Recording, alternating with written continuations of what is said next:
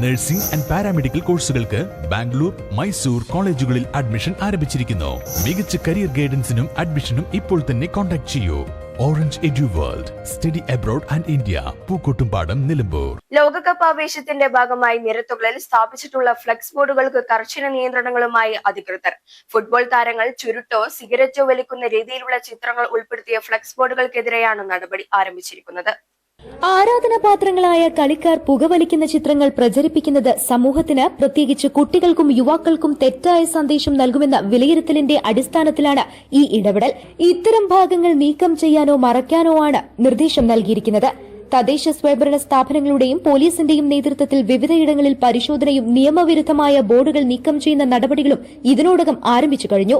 നിർദ്ദേശങ്ങൾ പാലിക്കാത്ത ഫാൻസ് അസോസിയേഷനുകൾക്കും ക്ലബ്ബുകൾക്കുമെതിരെ പിഴയടക്കമുള്ള കർശന നടപടികൾ സ്വീകരിക്കുമെന്ന് അധികൃതർ വ്യക്തമാക്കിയിട്ടുണ്ട്. ലോകകപ്പ് ആവേശം അതിരിവിടുമ്പോൾ താരങ്ങളുടെ ഭീമൻ കട്ടൌട്ടുകളും ഫ്ലെക്സുകളും നാടിന്റെ പല ഭാഗങ്ങളിലും ഉയരുന്നത് സ്വാഭാവികമാണ്. എന്നാൽ പലപ്പോഴും ഇത്തരം ബോർഡുകളിൽ മാസ് എൻട്രിയായി കാണിക്കാൻ ലഹരി ഉപയോഗിക്കുന്ന ചിത്രങ്ങൾ ഫാൻസ് ഉപയോഗിക്കാറുണ്ട്. പൊതുസ്ഥലങ്ങളിൽ ലഹരി വസ്തുക്കളുടെ പ്രദർശനവും പരസ്യവും നിയമം മൂലം നിരോധിച്ചിട്ടുള്ളതാണ്. ഈ നിയമത്തിന്റെ അടിസ്ഥാനത്തിലാണ് ഇപ്പോഴുള്ള നടപടികൾ. കായികരംഗം നൽകേണ്ടത് ആരോഗ്യകരമായ സന്ദേശമാണെന്നും ലഹരി പ്രോത്സാഹിപ്പിക്കുന്ന ഇത്തരം പ്രവണതകൾ യാതൊരു കാരണവശാലും അനുവദിക്കില്ലെന്നും ബന്ധപ്പെട്ട ഉദ്യോഗസ്ഥർ പറഞ്ഞു. വരും ദിവസങ്ങളിൽ പരിശോധന കൂടുതൽ കർശനമാക്കാനാണ് അധികൃതരുടെ തീരുമാനം. News bureau, Pookkottumpadam.